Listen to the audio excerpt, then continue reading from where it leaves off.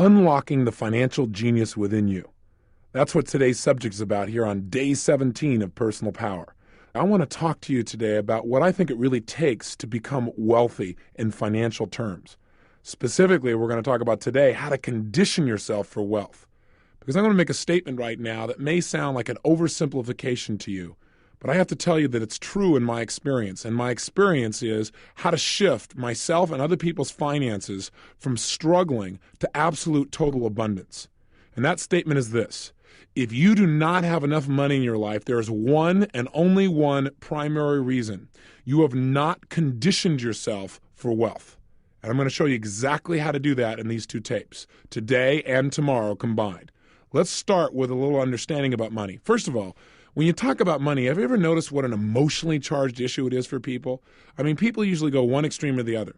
Either it's like real positive for them and they get real excited, or they say, yeah, I want to be able to make some money. I want to make things happen in that area. Or you see the direct opposite extreme where people literally have contempt for it as if it was something evil or suspect, something that you should avoid at almost all costs.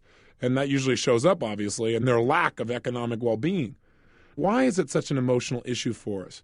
Well, we could spend several days just analyzing all the associations that have been attached to money throughout the years, both in religious terms as well as in business terms, all the experiences that we've had. But the truth is, money is nothing but a representation, a means to measure the exchange of value between people. So one of the questions that I've asked myself is, why do so many people fail to achieve financial abundance in a country where financial opportunity surrounds us literally at every moment? It beckons to us. And yet most of us never do that. We never create the financial abundance we deserve to have. So I asked the question, why not? Why don't people succeed financially? Out of that question, I started getting some answers on my own, but I also started getting answers by going out and modeling some of the most successful people in the world financially. People that are in the $100 million to $1 billion class. I figured, hey, if I'm going to get some answers, these people can tell me. And I looked for people specifically in that area who have made it financially on their own. People have started with little or nothing, ideally. And by the way, there are many more than you realize. We live in a country where people can generate net worths of $100 to $500 million, starting with a little idea for a computer in their garage. Or where somebody can go to IBM as a young kid and become a billionaire by his mid-30s, in the example of Bill Gates. So there are lots of role models of unbelievable possibility. And you may say, well, that's not my goal. I can appreciate that. But these people certainly know how to create and build wealth, and more importantly, maintain it.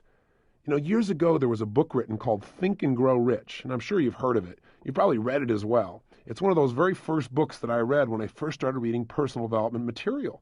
And you know, the book was based on the research done back in the early 1900s when Andrew Carnegie asked Napoleon Hill to actually make a study of what it takes to build wealth. And my own work in this area could be called Think and Grow Rich Today, because that is, in today's society, with today's distinctions and today's technology, what is today's approach to building wealth? What really makes the difference financially today? And what I found is there are certain distinctions that have not changed, because the building of wealth is fundamental. And so a big part of my research has been, what is the mindset of wealth? What does it allow certain people to not only expect it, but find a way?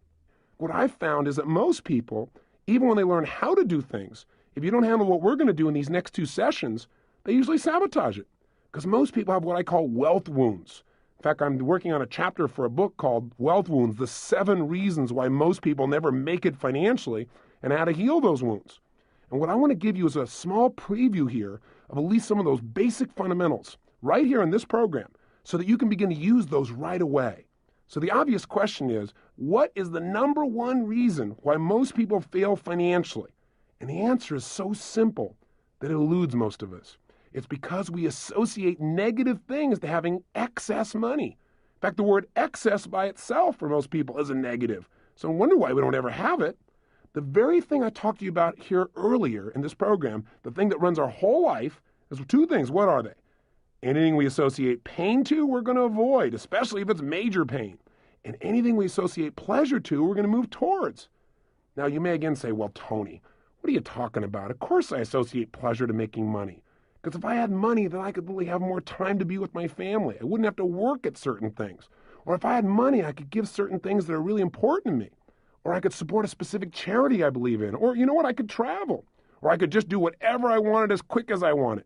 Or I could have the ultimate wardrobe or jewelry. Or I could have favorite cars or homes whenever I wanted them. Or I could learn to fly or master any skill or hire the best teachers, the best coaches. Of course I want money. If you don't have it, you're right. You do want it, but not bad enough.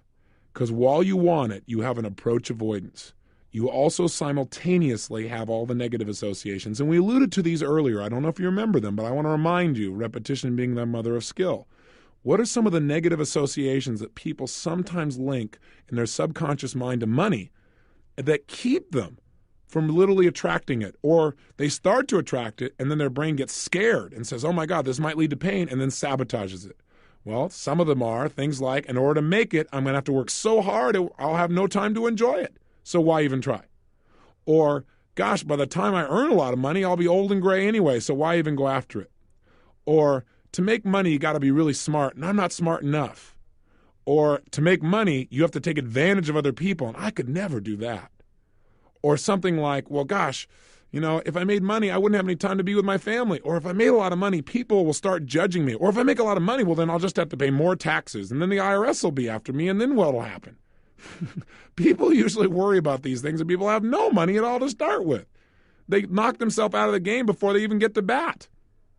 Or if I make a lot of money, I probably won't be as spiritual. I mean, I'll get sucked in. And of course, I remember reading the Bible. It said, you know, it's easier for a camel to get through the eye of a needle than the rich man to get into heaven. And gosh, you know, it's hard for camels to get through needles.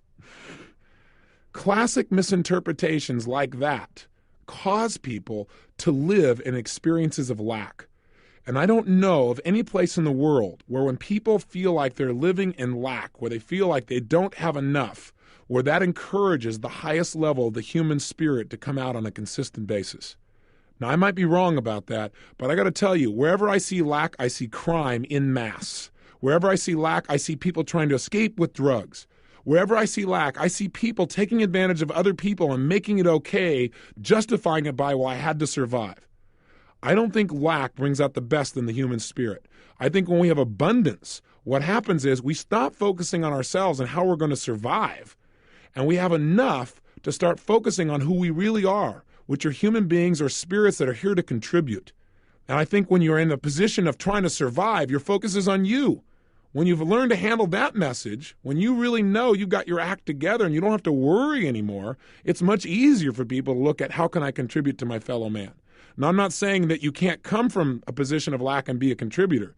Obviously, you and I can name after name of people who have been able to do this and are role models of possibility, even though they grew up with nothing financially and never had anything. So I'm not saying money's the only answer. I'm just saying in this culture, in this time, if you had a choice between having it or not having it, why not go for it and have it too? Why not use your money as a powerful tool for positive influence in the people's lives you care about as well as your own, and enjoy having it?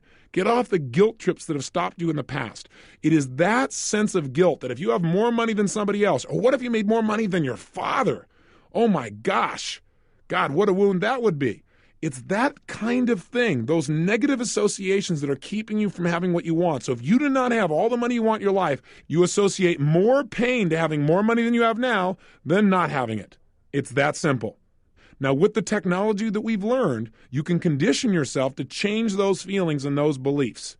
And we're going to talk a little bit more about that on the next tape. But I want you to know that is the number one reason that most people don't succeed financially, according to people that are most successful in the world at obtaining, maintaining, and building wealth. Here's the second wealth wound. And by the way, I picked those words very specifically. I want you to get a clear picture that if you don't master and handle the 7 things I'm about to talk about, then every single day you're probably experiencing a financial bloodletting. What's happening is you are experiencing the pain on an ongoing basis of wounds, things that are literally dripping out of you, your own financial well-being, and there's no excuse for it. You can handle it easily and quickly. Here's the second one. The second reason these people say, and have told me thus far, that people do not succeed financially is not only do they have negative associations to money, but even if they have okay associations, they never make having an abundance of money an absolute must. Interesting distinction. I'm not saying love money and make it your God, because that's the way to absolutely be certain that you fail in life, that you destroy everything that's valuable. But what I am saying is make it a priority so you get it handled.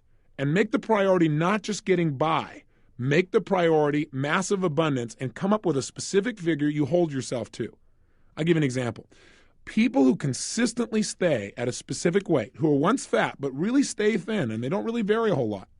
In modeling these people, I found that they have certain things in common. I do a whole health seminar called my Living Health Seminar. But just to give you an idea or a distinction, the one thing that they all have in common is they have decided upon an ideal weight, a weight that they must be at. And they have a specific amount they can vary, and it's usually small. Let's say 2 or 3 or 4 pounds, maximum. If, for example, they say, I'm going to weigh 235 pounds, and all of a sudden they creep up and they see they're at 238 pounds, instantly they do whatever it takes to get back to 235 because 235 for them is a must. Do you follow me? The same thing has to be true for you financially. You've got to have a certain level of finances that you must be at. And if you ever vary, you've got to do something about it immediately. Otherwise, you get caught up in what we call Niagara's current, right? Where day to day, you just get caught up in making a living and doing things and putting things off, and it doesn't happen. So the only way you're going to succeed financially is when you decide on a specific amount of money that you must have in your life. And it must be well beyond what your absolute needs are. So in other words, what I'm asking you to do is take something that seems right now to be an accessory, money, and make it a necessity. Find an amount of money that would be considered abundant and make that not only abundant, but a necessity in your life. You follow me? That's critical if you're going to have long-term wealth financially. And if you don't do this, there's no way you'll be able to have the amount of money I know you'd like to have in your life.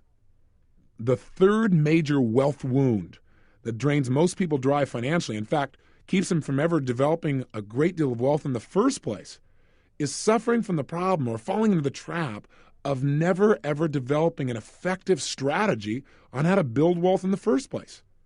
I mean, listen, if all it took to succeed financially was for you to associate lots of pleasure to having money, pain to not having it, in other words, you really made it a must, and that was it, then we'd all have it. But see, that isn't enough. If that's all it took in life to succeed was absolute passion for something, then every kid would have had a pony when he was growing up. That's not quite enough. You got to have an effective strategy. Hey, if you're running east looking for a sunset, you got a problem. I don't care how enthusiastic you are. So you've got to develop strategies on how to, 1, attract money into your life in the first place. How are you going to create that initial income? 2, how to manage that money so that you can invest it and get money to be your slave instead of you being the slave to money. In other words, get your money to make you more money. So it's not taking more of your time and physical effort, but where you literally begin to leverage yourself. And then 3, strategies on how to share money. So it gives you a tremendous amount of joy. Because to me, that's a strategy that's critical also. Otherwise, why are you going to keep getting it? Your brain has got to link pleasure to it or it won't continue to work for it. And if you can learn to share it with people, I've found that, yes, giving yourself things is fabulous and you should do that. But if you can also share that, it'll give you even more joy. It'll give you all those pleasurable feelings you've really wanted. Those are 3 strategies that are critical. So how do we go about mastering these strategies? Where do we come up with this? I mean, we weren't taught this in school, that's for sure. No one said, hey, take Wealth Building 101. So how do we go about it? And the answer is simple. We use modeling. You remember one of the things I talked to you about earlier that has helped me to be effective in various areas of my life has been getting role models, finding people that are effective and finding out exactly what they do. That's all you have to do in this area as well. You need to find people that are successful financially and find out exactly what they do on an ongoing basis that creates that success. In other words, they aren't just lucky. In order to get this result, they're doing certain things on a daily basis, and it's a lot simpler than you can imagine. Hey, I turned my entire life around financially in less than 12 months. I was the guy in that 400 square foot bachelor apartment. 12 months later, I had $1 million net worth. That's not a small turnaround. I moved from my little 400 square foot bachelor apartment to my castle. All of that came from modeling successful people financially. So there are lots of strategies. In the short few minutes that we have here, I can't obviously cover all those strategies with you in this tape. That is a study within itself. But I will tell you this. If you're interested in developing absolutely effective plans on how to start from literally zero or a small amount of investment and build significant wealth, financial abundance in your life, That's specifically what a good portion of my life has been focused on, and I've interviewed and developed the strategies and modeled the strategies of some of the most successful people in the country, and I know how to put it across simply. So if you want to know about that, please do call us because we do seminars on that specifically. And you don't have to come to our seminars. There are other people's too. There are other books. Or you don't even have to go to any seminars. You can go and meet these people directly and model them yourself. You can find people in your own neighborhood, people around you who have done extremely well, and find out exactly what they're doing that makes it work. Become like an investigator, become like a hunter, and your prey is now wealth. And what you're going to do is stalk it. You're going to study its habits. You're going to notice where it goes. Really follow this prey. And then don't kill it. Make it your pet. Take it home. Make it your friend. Take good care of this pet, and this pet will take really good care of you. Gosh, if you can make earning money and developing wealth fun, you can't believe what will happen in your life. It doesn't become your whole focus, but it becomes a part of what creates joy for you in life. And while you're doing it, by the way, you're adding value to other people's lives. Because the only way you can possibly make money is to create an exchange of energy and value for other human beings. That's the only way it can be done. And by the way, once you've really studied and you have developed a plan to develop wealth, the only thing you're going to need in addition is a good vehicle.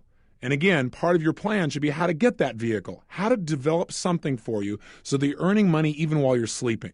How would you feel then? Instead of feeling like every day there are things you had to do just to keep up, just to support your family, just to have a certain level of lifestyle.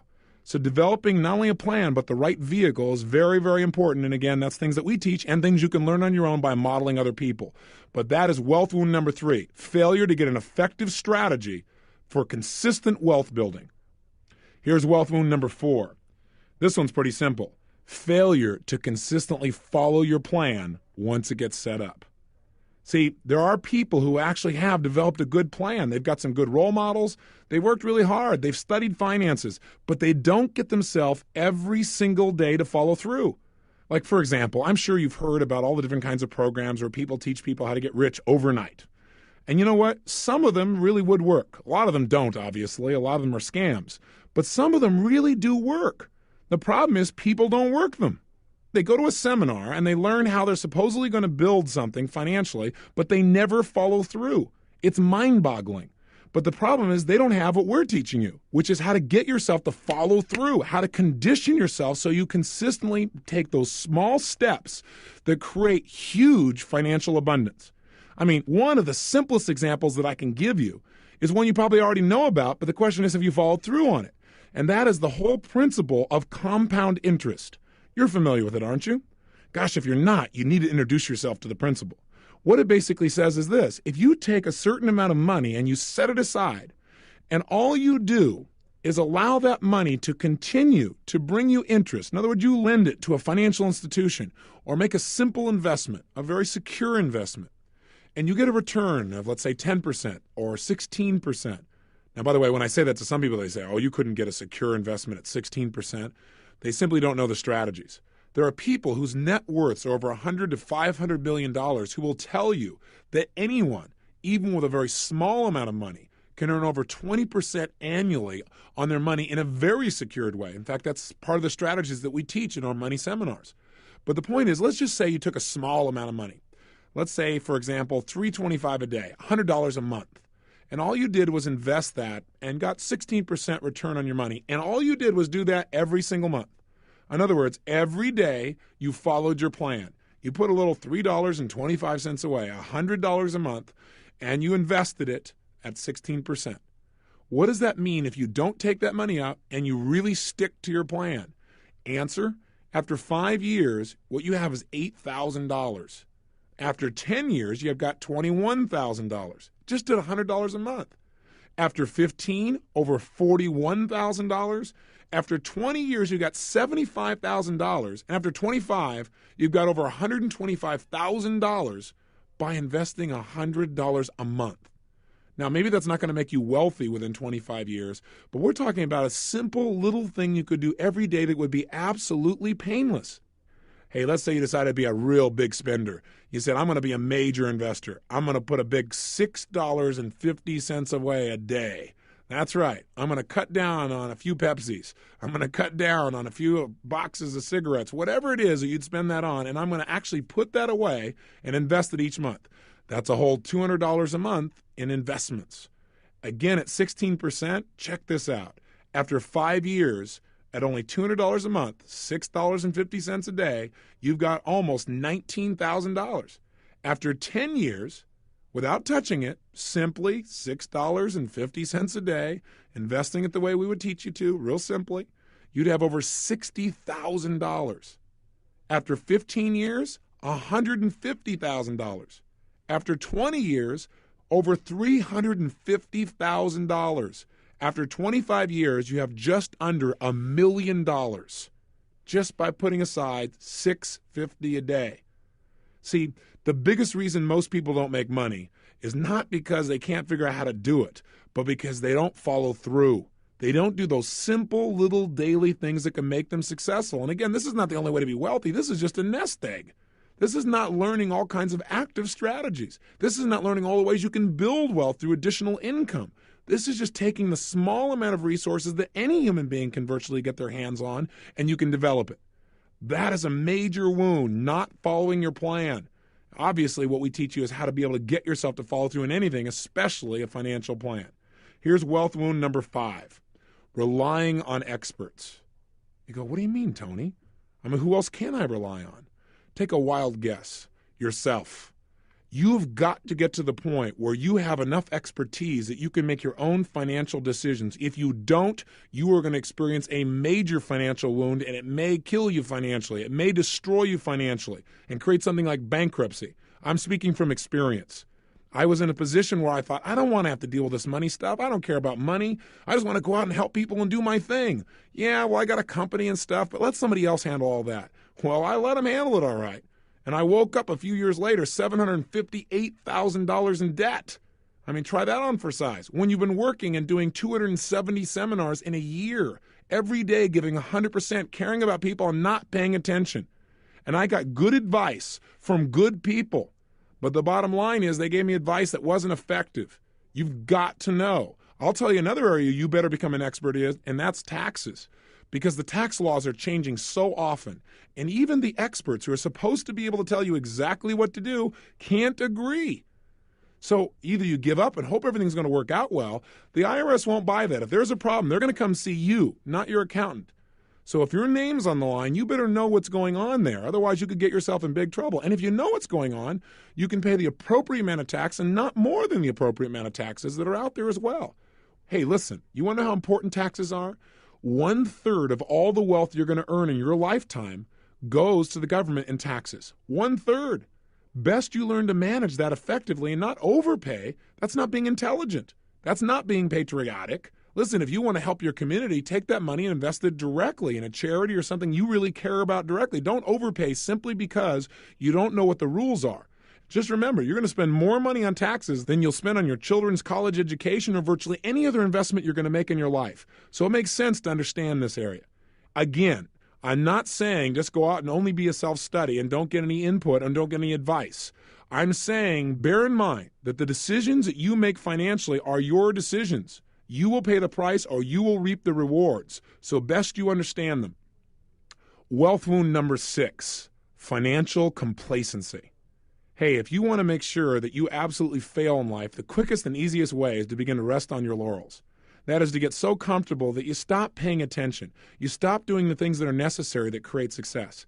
It happens with your physical body where you start to take it for granted. You don't exercise anymore and whammo, you pay the price. It happens in relationships. You go, well, the person knows I love them, and you stop expressing it, and all of a sudden the relationship begins to deteriorate. There is a law of life that we must never forget if we want lifelong success, and that is whatever you fail to use, you lose. Remember the Bible story of the talents? Remember the great merchant?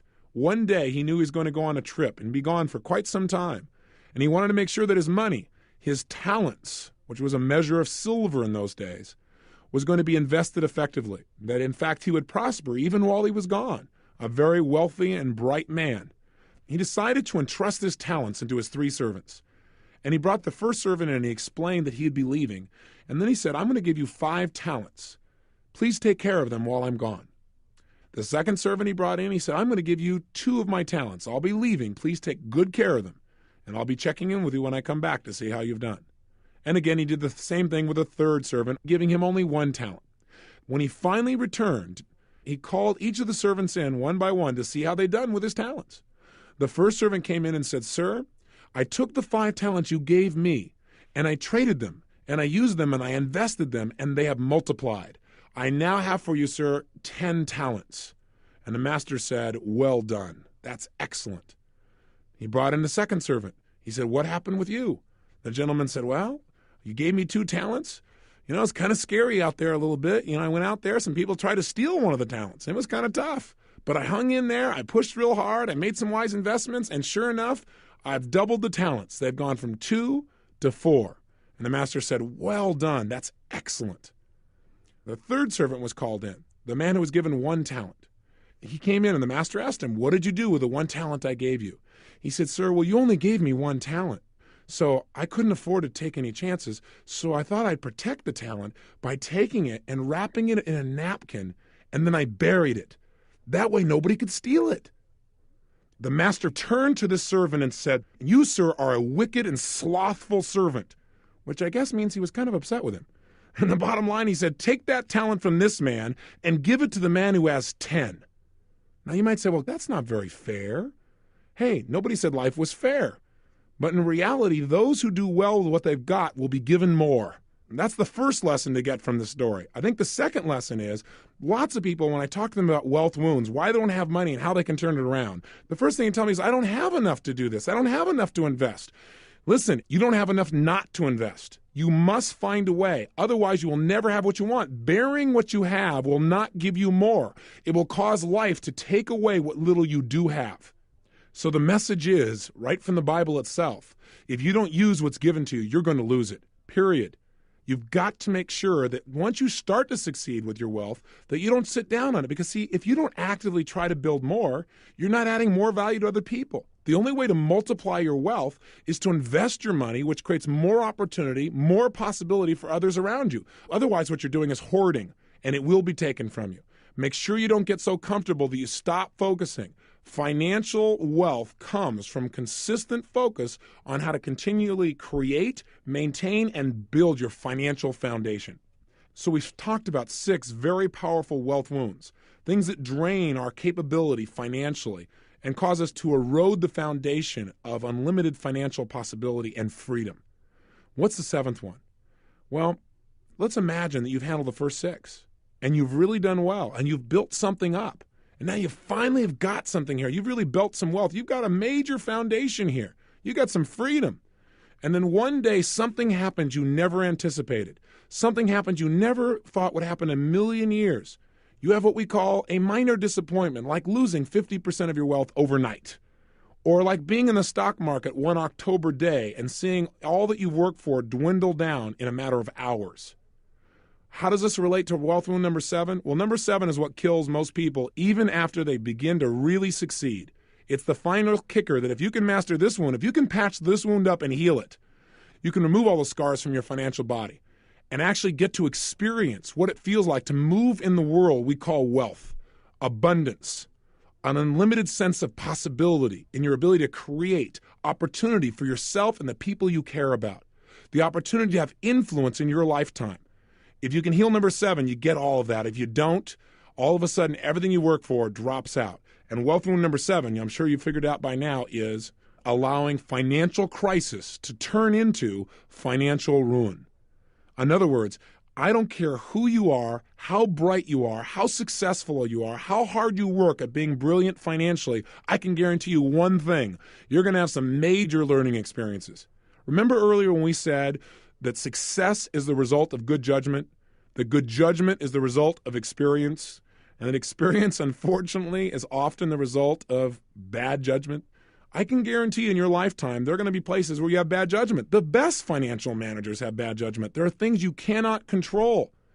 If when those crises occur, no matter how bad they may seem, You allow that to become the completion of your financial picture. You say, why even try? Or here, I did all this and this is what I got rewarded. Or gosh, I can never invest again because I tried this thing one time and I lost all my money. If that happens, you have the ultimate wealth wound. In fact, you have a dagger that will murder your financial future. The bottom line, that may sound harsh, but it is real. This is the one that kills most people. They go, well, I tried this one thing one time, so gosh, I can't do that again. Or I tried this thing and I gave it all and this is what happened, so I better not do anything again. And you know what? That's called death rattle. It'll never happen. They'll never have what they want financially. You've got to be like a rubber ball and bounce back up and learn from what happened there and reinvest wherever you are. Remember the key belief system I shared with you earlier. The past does not equal the future. If you believe it does, it will control your financial future. You must get up and take another cut at the ball. Hey, Babe Ruth struck out more times than anybody in baseball history, but he also got more home runs. You got to be willing to get up there again. If you focus on the failure, you'll never have what you want. You must take financial crisis and learn to transform it into financial opportunity. Through the new distinctions you have, you'll be able to accomplish much more, but you do have to have a little thing called faith. And I know that doesn't sound like a financial term, but the bottom line is without it, you'll never make an investment in your life and you've got the ultimate wound. Every religious book on the planet talks about the power of faith. With the faith of a mustard seed, what you can do. I'm not talking about blind faith. I'm talking about learning from situations and then taking new action in a direction that makes sense. You must heal the seventh wound in order to ensure your future and create ultimate financial freedom. It's within your grasp. So what I've offered you today in this tape is a very clear look at the reasons for financial failure. What I want you to do now is to handle these things in advance. The time to handle a problem is before it ever comes up. And so what I want you to do as your exercise for today is to condition yourself for wealth. How? By understanding the 7 fundamentals that make the difference between financial success or ruin. You now know them. Let's begin to implement them. I want you to take out your success journal right now, and I want you to use these 7 distinctions to give yourself a financial checkup. See if there's any place where you're wounded, where you need to heal yourself and quick. How do you do it? Start with number 1. Ask yourself specifically, what are some of the beliefs that I have that are probably keeping me from increasing my personal wealth, from attracting financial abundance? What are the beliefs I've got about that are probably holding me back, making me feel like, oh, God, that wouldn't be right? What are they? And identify them. Question number 2. Remember we said the reason people don't succeed, they don't make having financial abundance a must. Financial survival is a must, but not abundance. So ask yourself the question, do I have a specific amount of money that I have selected that is well beyond my bare necessities? Something that would represent massive financial abundance that I absolutely am committed to having, that I have made a must. And if not, you need to design that number and you need to get yourself to make it important enough that you will make this happen no matter what. 3, do I have an effective strategy to build my wealth and to absolutely achieve those goals and surpass them? If the answer is no, I want you to commit to do something today to find out more. Write somebody, call somebody, talk to somebody, and find out what are some initial steps you can get to master your finances. Don't put it off even one day. This is critical. 4, practice what we're talking about here. Get yourself, once you have the plan, analyze. Have you in the past gotten yourself to follow through consistently? If the answer is no, please use what you're learning here on how to get yourself to follow through, to use your personal power, and just do a little bit each day, just like we're doing here. We're taking things a little step at a time each day, but each day builds on the day before. Give yourself that benefit. Question number 5, what do you need to learn so that you can make the financial decisions in your life with good input? But what do you need to learn about taxes, etc., and actually make a list of the things you don't understand and go find someone who can give you those answers. 6, gosh, I'm giving you a lot of work here, aren't I?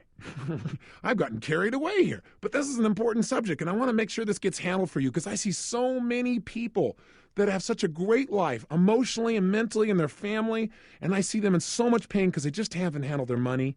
It's so insane. You know, you've got to handle this thing. I hope I've gotten through to you on this.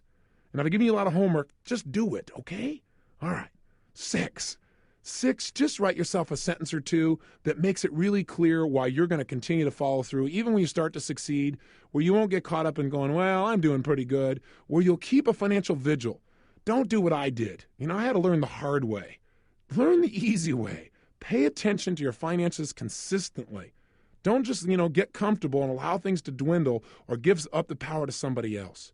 And finally, number 7, develop a belief within yourself. And when I say this as homework, I'm asking you to develop or write a belief that'll support you. But if I was going to tell you what it is for me, develop a belief within yourself that no matter whatever happens financially, that who you are personally is much bigger than anything that could ever happen to you financially, bigger than anything that could happen to our economy. I know that there was a point when my whole financial world looked like it was in absolute ruins, that it was over. It looked like I was going to lose my home, my castle, after working so hard, lose the business that for me was like my child. I'd given everything to. And I remember my wife and I sitting down at Christmas, right when we'd gotten some of this fabulous news that said that, everyone was telling us we'd have to go bankrupt because of this unique interlude with a partner. And I remember sitting down with her and saying, honey, I said, maybe this is a test. Maybe this is a test to see whether or not we've gotten hooked financially, where that's really what's most important. And I said, what's most important to me is our relationship. No matter what happens, we've got that. We've made this money and we could do it again. We might have to start over, but who cares? We had a lot of fun building it. We could create it again. She said, you're absolutely right. And for a few minutes, we just hugged each other. We cried a little bit, we hugged each other, and then we felt incredible. And I waited a few minutes and I thought, now that we know that, let's not go into financial ruin. Let's not prove it financially. As long as we really know that in our gut, let's turn this baby around. And we got on a horse and we did it. And I'm telling you, it was one of the most powerful experiences in our life of being able to absolutely take control of adversity and turn it around. So I offer you the same opportunity. Develop a belief in the core of your being that you are more than finances, clearly. As hard as I pushed you to really take care of this, equally hard, get clear that finances is not the game of life, but it's one of them. And the reason I stressed it strongly with enthusiasm is because I think it's the one that most people concentrate on least and creates the most amount of pain. Because getting in a relationship, most of us figure out how to deal with. Getting a chance to handle our physical body, there are a zillion books on dieting, and everybody's trying one next week. But how many people really spend the same amount of focus on their finances? We know the answer. Again, 95% of the United States at age 65 is either dead broke or dead. You don't want to be one of these people. So let's make sure that this is a brand new beginning for you. Let's make sure that today you take some new action. And one more thing I don't want to leave out, and that is one of the greatest ways to become wealthy instantaneously is to understand the essence of real wealth. And that is, I had the privilege of interviewing Sir John Templeton several times, and he's obviously been a facilitator at Financial Mastery. And I asked him, what does it take to be wealthy? And John's response was, gratitude. I thought, wow. He said, yes, Tony. He said, think about it. How many people you know who have an immense amount of money, but they're emotionally poor? They live in worry. They live in fear. They're angry all the time. He said, when you are grateful, it doesn't matter how much money you have. When you're grateful, you're rich. And no matter how much money you have, when you're not grateful, you're poor. I thought, how true. And so let me tell you a way that I use to keep that gratitude, because I have the unique privilege in my life now where I don't ever have to work another day of my life. It's an amazing feeling. So that you only do things because you're passionate about them, because you love them, because it taps into your 6 human needs. You start to feel like you can really contribute and grow and make a difference. Because I had the experience very young of the stress of not doing well financially for my family. I'm talking about when I was a child, and we had a Thanksgiving where someone came and delivered food to our home. And my father was upset by it because he felt insulted. But I'll tell you what came out of it for me was unbelievable gratitude and the desire to give something back. And it's a big part of what's driven me ever since. And so one of the things I started doing when I was 18, I didn't really have any money, but I said, I want to give back. So I went out on Thanksgiving. Instead of just eating turkey, I just said what I'd do is I would go out and I would be grateful. And the way to do that for me was Thanksgiving was to give thanks, to actually give back to others. So I went and fed 3 families. Actually, I had 2 families the first Thanksgiving, and then it became 3 for several years. And I went as the delivery boy, so I wouldn't be insulting to them. And it was the most incredibly rich experience for me because it reminded me, number one, that I was capable of not just taking care of myself, but taking care of other people too. It reminded me of what the best parts of me were, and it made my life feel like it came full circle. And that's grown, as you might guess, over the years. As I became more successful, I got my friends involved. And then many years ago, I created the Anthony Robbins Foundation. And now we feed 125,000 people in 65 cities in the United States and Canada. And now there are programs overseas as well. So my point is, I want to invite you, no matter how tough a situation you think you're in, remember someone else is doing worse. Someone's in a tougher place. Your worst nightmare financially is someone else's greatest dream, especially if you travel to other countries in the world. So one great way to change your financial consciousness, if you would, to change this old patterns, these old associations, is go do something.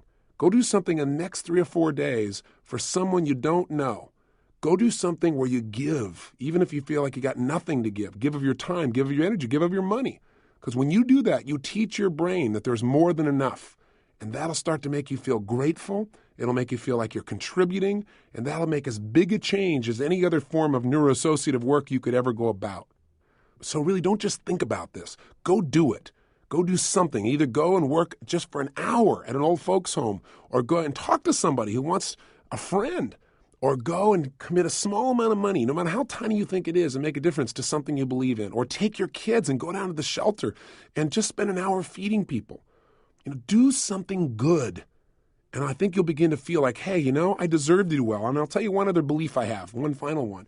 I used to struggle so much with doing well financially, and I'd sabotage it and so forth, till one day I thought, you know what? Receiving is evidence you've given consistently. If you're receiving a lot, it's not luck. It's sowing and reaping. And if you keep sowing good seeds, you're going to reap. But you know what? Sometimes you sow good seeds, but because of your mentality of mixed associations, you basically don't reap. You just let the new fruit, the new value, the new benefits are available to you. You don't notice them, so they die on the vine. You've got to make this change. When you do, your life not only will change, but all the people around you that you can touch can change. Because you remember something. You cannot give that which you do not have. You can't give money if you don't have it. You can't give time if you don't have it. And if you get this area handled called abundance, the richness of your life just jumps. And you'll find that all this is synergistic. When you do well in finances, if you've worked on the other things we've talked about already, you're going to get some real synergy, some real momentum, and everything gets better. So please take this seriously. Focus on this. And if you're looking for tools, like you say, okay, Tony, I've made the mental change. How do I go about making this work? Well, then let me give you a commercial. Come to Financial Mastery. I mean, I know I'm sounding like I'm promoting it. It's because I guess I am. Because I really believe in it from my heart and soul. We got people from 42 countries who come together. Some are incredibly wealthy. Some have to borrow the money to come to the program. But we spend 6 days together, day and night. And we not only change our mental consciousness around money, we show you flat how to earn more than you ever have in your life. And then how to keep it. And then how to invest it. And then how to enjoy it. You go, teach me the first ones, Tony. I can figure out the last one, right? But really how to enjoy it by giving and using it effectively, and how to protect it. So in this litigious society, somebody doesn't come and take what you've earned. And how to create a plan from wherever you are today to where you're truly financially independent, where you never have to think about money again, where you don't ever work a day of your life except because you want to, not because you have to. And that's really what we teach there. So I haven't held anything back on this tape, as you probably have noticed. But I want to plant that seed because there's nothing like spending 6 days and nights with 29 multimillionaires and a billionaire and have them tell you how you do it. Because, they show you, see, man, if that guy can do this, if I can see this guy over here who started with zero in a trash can and he built Hawaiian Tropics and they're doing hundreds of $millions a year and he didn't have any business background and any training, just like me, maybe I can make enough to pay my lousy bills. Maybe I could have more money instead of more month at the end of the money, Maybe I could make a shift in that area of my life. And I just want you to have that. So whether you get it from me or somewhere else, get it. And if you're looking for investment advice, there's so many choices around. I'll tell you who we bring to Financial Mastery. Sir John Templeton, Peter Lynch, the best in the world. But I'll tell you who else we bring. We bring the Beardstown ladies. Have you heard about them? They're these grandmas. They're in their 60s and 70s. They come from Beardstown, Ohio, and they formed a little investment club. And together, over the last decade, they have a larger return on investment than most investment advisors, most financial traders in the whole world. They've averaged 25% over the last 10 years. Can you imagine?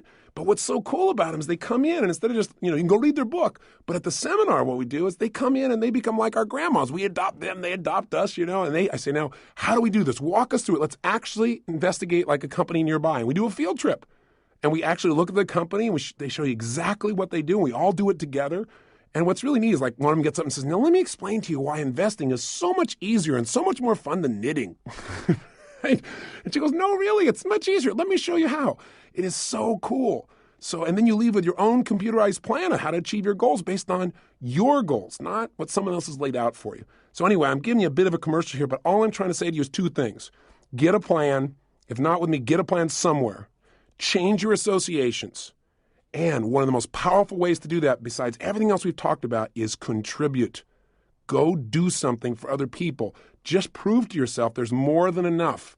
That's what changes people's lives. And by the way, if you say, well, I don't have the money to help somebody else. Bull. I'll tell you how I got to meet my wife. She was in an audience where I was doing a, quote, free guest event. This is back in the early days of my career. And someone raised their hand and said, well, I'd like to go to that seminar of yours because I think it would teach me a lot. But I don't have the money. And I said, let me tell you something honestly from my heart. If you don't have the money to go to this seminar, then you better go to this seminar. And the guy looked at me with a blank look on his face. I said, really? I said, because nothing's going to change until you learn the very tools I'm teaching you. You know, you got to make the investment in yourself. You can't get to where you want to go by studying people that are struggling or people that are just doing okay. You got to get to people who are doing it the very best. And I said, what I'm teaching you is what others taught me. And I had to struggle to get to their programs. But I said, it really make a difference. And you know what? My wife said, I got to find out years later, she said, I wasn't going to go to that seminar. But when you said that, I thought, I don't have the money, but that makes sense. So I say to you, if you say you don't have the money to go help somebody, you can't afford not to. You can help somebody. And then the minute you do this, the minute you reach down deep, you find a way to do for someone else or do for yourself, but especially when you find a way to do for someone else, you teach your brain there's more than enough. And that's what a lesson I want you to get from this tape. I want you to change it. I want you to see that wealth is abundance, and abundance usually causes more of the best of us to come out. Remember, money will make of you more of who you are, and if you're good, it'll give you more to be good with. So let this day be a brand new beginning for you. Take some action today that shows that what we've been talking about is real for you. Go out and do something unique for someone else, or make an investment in yourself, or make an investment, or go get a plan, but do something. So your brain starts saying, hey, he or she means it. They're going to follow through this time. Let's get some momentum, because little actions, a phone call, a book, a tape, a seminar, an action, something will get you on a roll. So make it a day of new birth in the financial realm, a new dawning of your financial stability and your financial power, and let yourself start to become a role model for the people around you of what abundance is. Mental, emotional, social, physical, spiritual, and financial. That's really my message to you. Go through those 7 questions. Take a real good look, eliminate the wounds, and let's move forward. And when you come back tomorrow, what we're going to do is we're going to deal with what I consider to be the final barrier to most people doing well financially in the long term. Because some people start to do well and then they sabotage it. So take my challenge today. Mark this day as the beginning of your ultimate financial freedom and have some fun with it. Enjoy the process. So until tomorrow, let's expand our minds. Let's attract all the money you deserve. Let's move our life to a brand new level. And most importantly, let's live with passion.